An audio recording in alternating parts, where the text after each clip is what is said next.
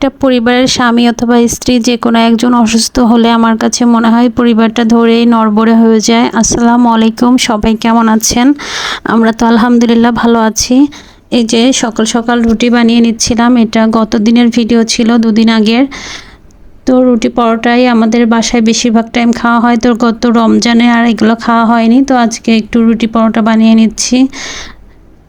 তো ডিম ভাজা রুটি পরোটা দিয়ে সকালে নাস্তাটা করে নিয়েছিলাম। আপনাদের ভাইয়ার শুক্রবার বিকাল থেকে একটু জ্বর আসছিল, খুব একটা বেশি না।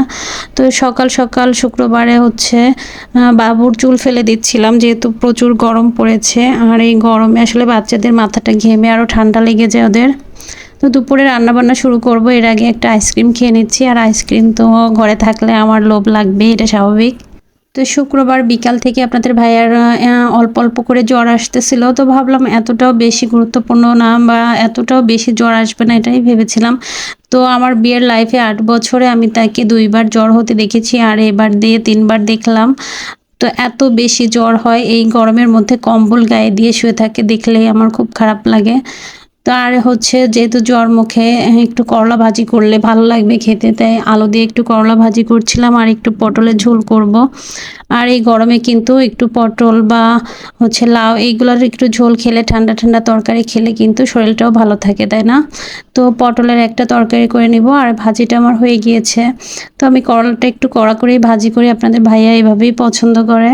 আগে যখন করলা ভাজি করতাম আপনাদের ভাইয়া একদম পছন্দ করতো না, আমি একটু নরম করে ভাজি করতাম কাঁচা কাঁচা রেখে, তো সেটা সে পছন্দ করে না। তো তার মতো করে খেতে খেতে তার পছন্দ অনুযায়ী সব পছন্দগুলো এখন আমারও হয়ে গিয়েছে। আর এই তো একটু মাছ কষিয়ে নিব, আর পুকুরের মাছ নিয়ে আসছিলাম বাড়ি থেকে। গ্রামের পুকুরে অনেক মাছ হয়, তো সেখান থেকে কয়েকটা মাছ নিয়ে আসছিলাম, এগুলো হচ্ছে মাথাগুলো আজকে রান্না করব শুধু। তো পটল আর আলু দিয়ে এই মাছের কিন্তু ঝোলটা অনেক বেশি মজার হয়েছিল খেতে।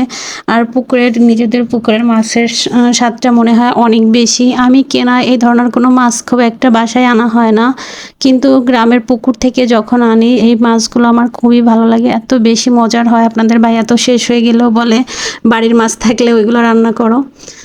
তো এই তো একটু আনারসটা কেটে দিচ্ছিলাম, দুপুরে গোসলের আগে ভাবলাম একটু আনারসটা কেটে দিই। সবাই গোসল করে এখন বেডরুমে হচ্ছে সব খাবার দাবার নিয়ে আসছে, এগুলো ইগনোর করবেন, দেখতে হয়তো একটু খারাপ লাগতে পারে। তো যেহেতু বাইরে প্রচণ্ড গরম, এজন্য বেডরুমে খাবার এনে খাচ্ছিলাম, আর বাচ্চাদেরকে রুমের মধ্যে একটু আটকে রাখার চেষ্টা করছিলাম, যেহেতু গরমেও বাচ্চারা অনেক অসুস্থ হয়ে যায়। আর ডাব নিয়ে আসছিল, তো আপনার ভাইয়া ফোন দিয়ে হচ্ছে অন্যকে দিয়ে ডাব নিয়ে আসছিল, যেহেতু সে অসুস্থ বাইরে যেতে পারেনি, অন্য একজনকে দিয়ে আনিয়েছিল। তো ফ্রিজে রেখে একটু ডাব খেয়ে নিলাম, তো দুজনে মিলেই দুটো ডাব খেয়ে নিলাম। বাচ্চাদের জোর করেও খাওয়াতে পারি না এই গরমে, একটু বাচ্চাদের ডাব স্যালাইন খাওয়ালে কিন্তু অনেক বেশি ভালো হয়, কিন্তু আমার বাচ্চারা খেতেই চায় না। দেখেন কি গরম, এই অসহ্য গরমে সন্ধ্যার সময় আপনার ভাইয়া হচ্ছে এইভাবে 2টা কম্বল গায়ে দিয়ে শুয়ে আছে, দেখতেই খুব খারাপ লাগছিল। এখন গাটা মুছিয়ে দিব। তো আর সন্ধ্যার সময় একটু নুডলস রান্না করেছিলাম, সে খেতে চেয়েছিল, এজন্য। তো ভিডিওটা আর লং করছি না, সবাই ভালো থাকবেন, সুস্থ থাকবেন। আজকের মতো এ পর্যন্ত, আমাদের জন্য দোয়া করবেন। আল্লাহ হাফেজ।